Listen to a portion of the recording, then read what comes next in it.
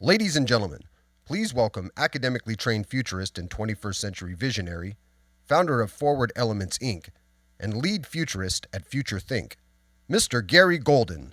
All right. Good evening, Ontario. It's an honor to be here with you tonight. Such a wonderful event. This is my third time in Ontario, but actually the first time that I've had an opportunity to kind of walk through the community and have a guided tour. And I've had just wonderful exchanges, right? It's been great talking with people. And I wanted to build a bridge back to my home, which is in Brooklyn, New York. And in Brooklyn, morning, afternoon, or night, there is still that old school exchange. And it goes like this. How you doing, Ontario? How you doing, Ontario? How you doing, Ontario? How you doing? How you doing, right? Not hello, it's how you doing. How you doing gets a how you doing, right? Sometimes it works with audiences, sometimes it doesn't. I was in Texas with a bunch of librarians not too long ago doing this, and I lived in Texas, right? I know how to get it done. And I was doing the how you doing, and they just kept on saying hello back, and finally it was just dead quiet, and this woman sitting in the front row, silver hair, she goes, "You talking to me?" So thank goodness for her. So futurists are individuals that study social change. And what we do is we try to bring disciplined, structured approach to thinking about how the world will be different. There are many different tools and techniques that we use to develop forecasts, to develop scenarios. And one of the models that we use when we're working with organizations, working with cities, is this notion of 4 futures. So 4 futures describes what could be the 4 outcomes, let's say 5, 10, 15 years down the road, based off of the current direction that we're headed, right? So the first future is a continued growth scenario. This is the world where you look around and you say, things are great. We're growing, the wind's behind us, our sails are wide open, and we're moving forward, right? Blue skies. Then the second scenario is known as disciplined or constrained. And this is the world where you say, we're going to continue doing what we've been doing. We're going to continue selling the same products, the same services, investing in the same ways, but we're going to have stronger headwinds. We're going to have more competition. We're going to have less return on our investment in the short term. This is the world of the disciplined, constrained world. So if you think about Microsoft, its business model has been taken out under its feet. Think about Peabody, which is a coal company. It's facing strong headwinds moving forward. From that disciplined, constrained world, there are 2 other scenarios. And one is a transformed world. This is where you go from doing something, you do something completely different than in the past. So it might be IBM, which used to sell hardware, now they're selling software and solutions. It might be Pfizer, which had invested in its talent pool around chemical engineering, and now they've invested in a talent pool of biosciences. They've transformed their organizations. And then the final future is known as decline or collapse. And this is the world where we look around and we see the end is near. And our relevance to the world is beginning to fade. So these are the 4 futures that academically trained futurists will use in helping to imagine a broad range of possible futures. In particular to tonight's theme in terms of future of transportation, I just want to highlight 2. So the first is the disciplined and constrained world. So for many of you in the audience, I'm sure you're not transportation experts. The elephant in the room for transportation systems is funding. Our funding mechanisms in transportation infrastructure are linked to fuel taxes. So every time you fuel your vehicle, you pay a tax. And that tax has not been increased or indexed for close to 20 years now. Vehicles are becoming more efficient. So that means if you're filling up a more efficient car, less money is going to build and maintain the road network that you're using. So the elephant in the room is funding. And the most likely future is a disciplined, constrained future for transportation. Why? Because even if we have less funding, the demands placed on our transportation network will only increase as the global economy regains its momentum and steam. So the words that you hear discussed across transportation industry experts is this notion of managing the decline. The most likely future for the broad transportation infrastructure sector is managing the decline, filling the potholes rather than expanding and building new systems. So that's the most likely future if we do nothing. Tonight, I want to talk to you about a transformed scenario. This is a world where there is an enlightened sense of local control. You know your region better than anyone else. You understand the assets, how they need to be used. More control comes down to you. The user culture, people that are commercial drivers, just individuals, people that use the transportation system, transit to private transportation, rail, air, those users become smarter. They become supported with more data to support the decisions they make on the go. And then this is a world of new business models and new form factors. So this is the world that I think we need to be moving towards. So when you think about the future, you think about the word strategy. Strategy is one thing. It is direction. It is the direction that you're heading in. Now, I'm from Brooklyn. I love California. I want to retire here, right? But I don't know your world. So it would be very presumptuous of me to tell you how to do something. But what I do hope to share with you this evening is a sense of the direction you need to go. Where do we need to go? So to get us started, we're going to lighten things up a little bit. We're going to play a game called In the News. This is a game very similar to the NPR show Wait, Wait, Don't Tell Me, but I'm avoiding copyright. And what I'm going to do is we're going to pull the lights up here in a second, and I'm going to basically tell you a story in the news that I've read. And your job is going to be to tell me whether you think the story is true or false. Now, I'm going to give you a chance to step back into your high school days on Pom Pom Squad or the jazz team. And if the answer you think the story is true, I want you to just give me your highest jazz hands, right? And no bending of the wrist. Just give me your fingers moving like that, right? And if you think the story is false, just cross your arms grumpy like you're not having a good time, right?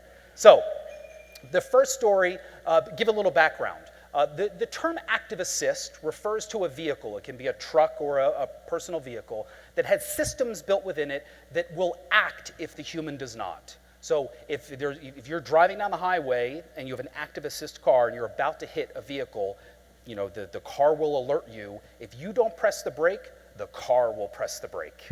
If you're driving down the road, you're veering off out of the lane, there's a lane departure system. If you don't steer back, the car will steer back. It's a fail-safe. And then the term autonomous vehicle basically refers to self-driving.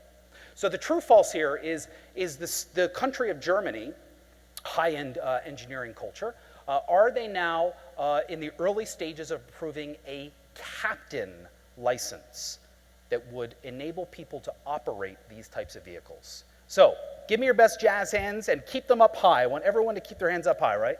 Oh, you're a good-looking audience.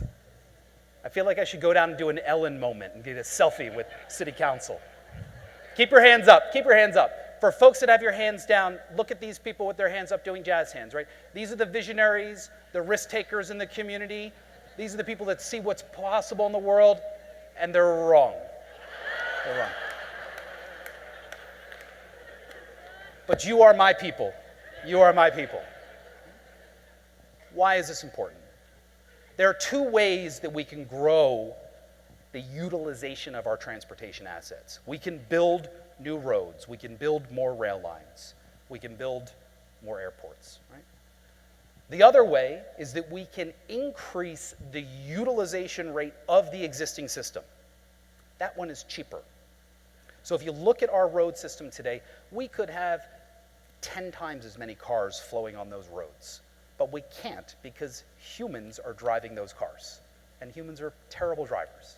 So what is the captain analog, right? We've all been on an airplane, right?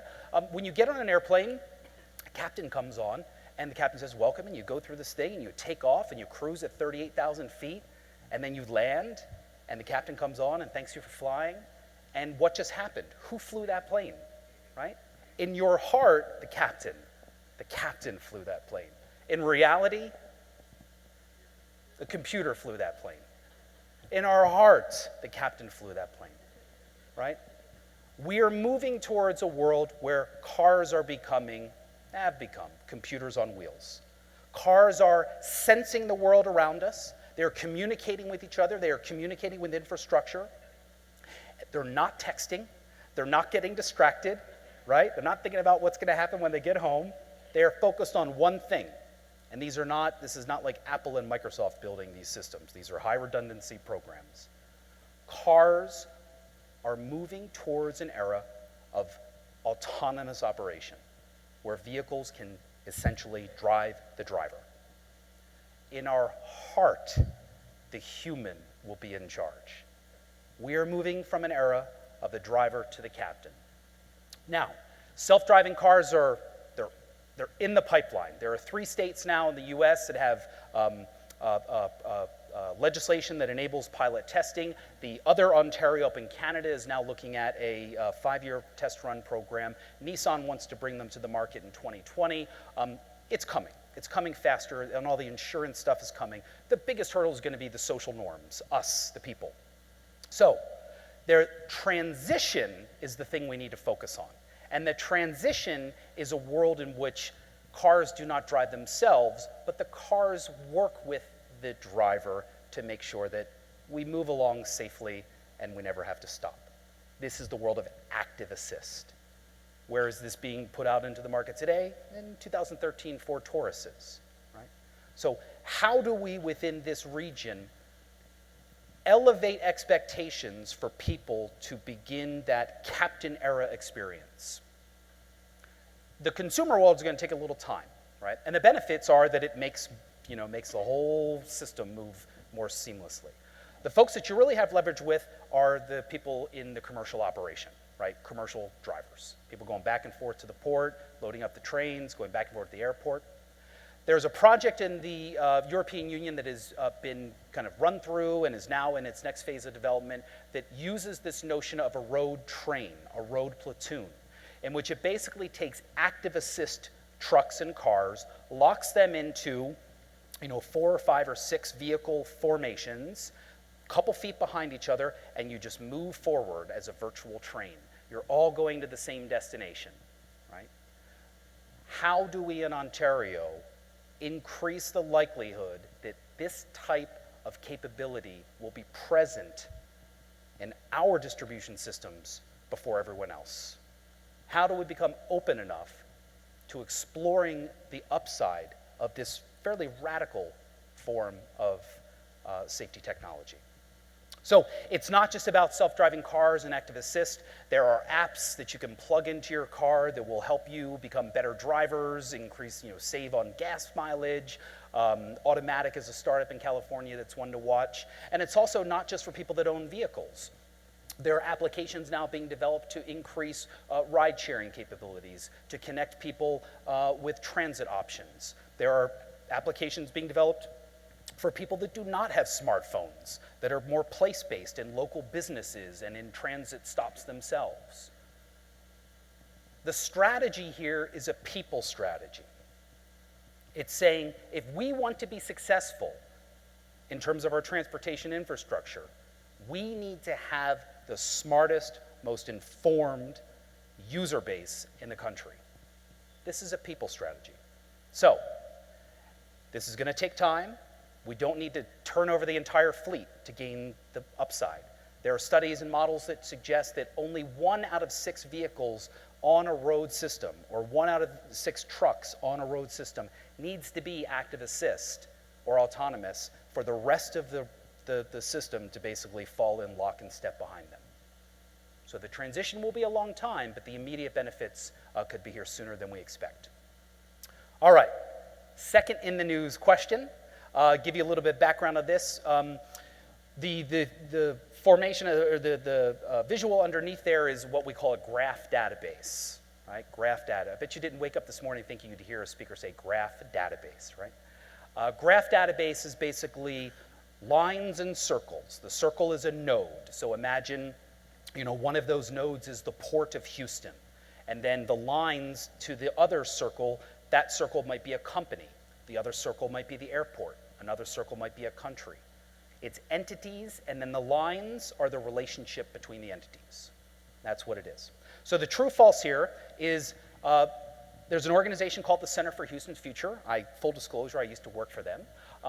Are they now building what they call the Houston Graph, which is essentially a mirror world of the transportation network that includes their port, their rails, their highways, all their kind of major transportation assets.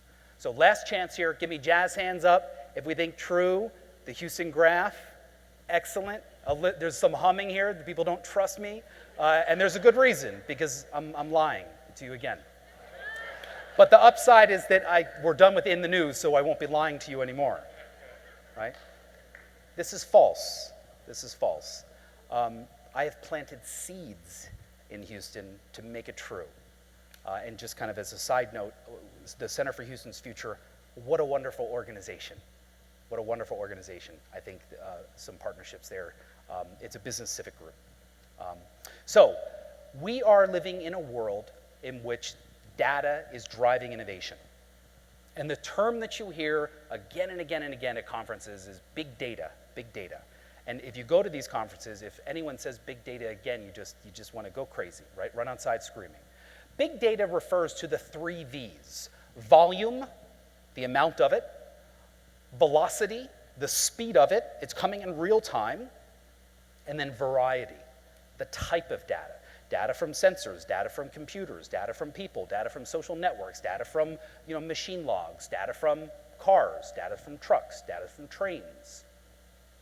The variety. Big data is very important, but I think the better framing when we think about the future of transportation networks and our strategy to get ahead of everyone else is connected data. Connected data. This is the world where we look to how we structure data to understand the relationships of things. The databases that we've used in the past, for the past 20 years, have been known as SQL databases. The relational database is essentially rows and columns, rows and columns. Oracle is the big player there. These databases are fine-tuned machines, and I love them, and I'm not trying to disparage them. But there is a category of new databases coming into the world that are trying to figure out new ways of organizing data in the world of connectedness.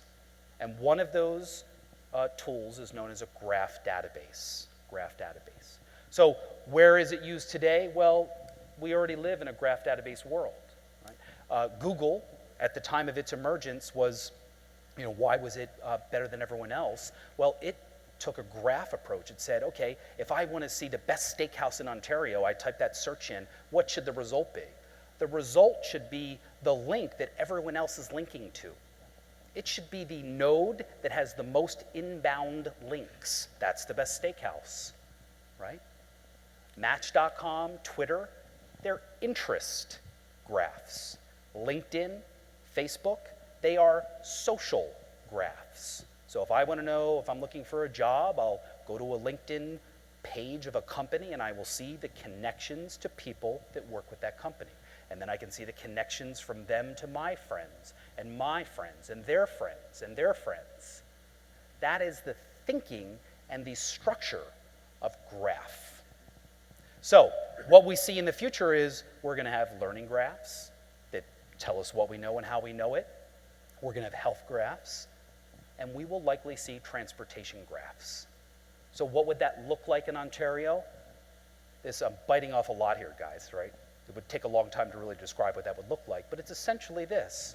You would take your different assets, you would understand how those assets are connected to your community and to your businesses, and you would be able to ask questions like, if there is a construction project at this interchange, who are the people most likely affected? Who are the people most likely affected?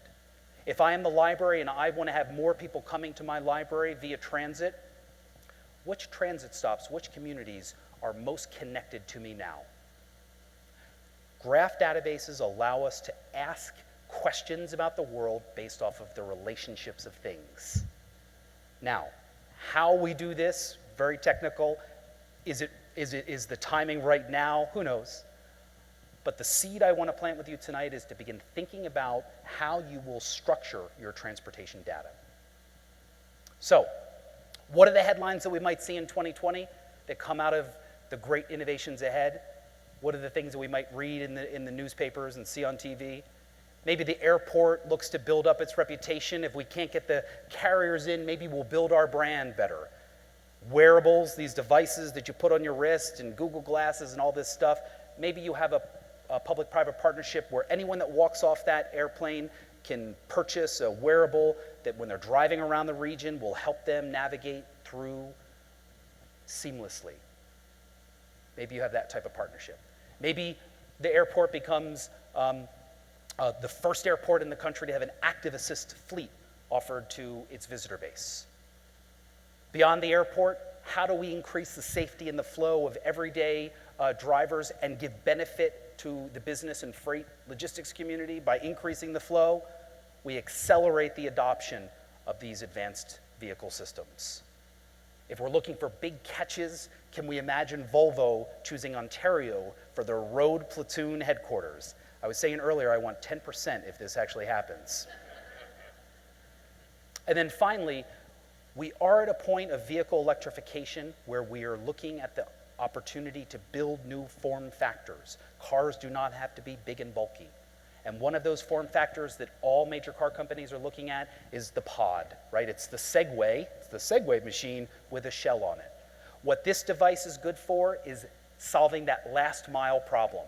Oh, downtown revitalization, you're right there, but you're just too far to walk. I don't want to drive my car. You take a pod. The transit stop for the commuter rail is just down there. It's just a little too far. I don't want to leave my $30,000 car there all day. I take a pod. What would it be like to begin thinking about new form factors within your community?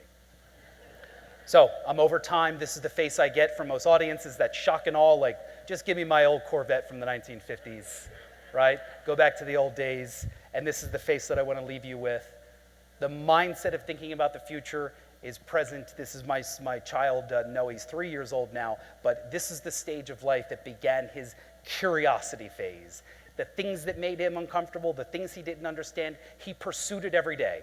I don't understand why the keys are. I'm going to jiggle them and throw them in the trash. Watch Dad get mad. I don't understand that door open and close, open and close. What is it? Why is Dad getting mad again? Your task is to learn more. Your task is to move towards the things that you do not understand. So we have provided, I've created a web page of resources. A copy of this presentation is available on your Ontario site. I wish you all the best and look forward to meeting you at the session. All right, thank you.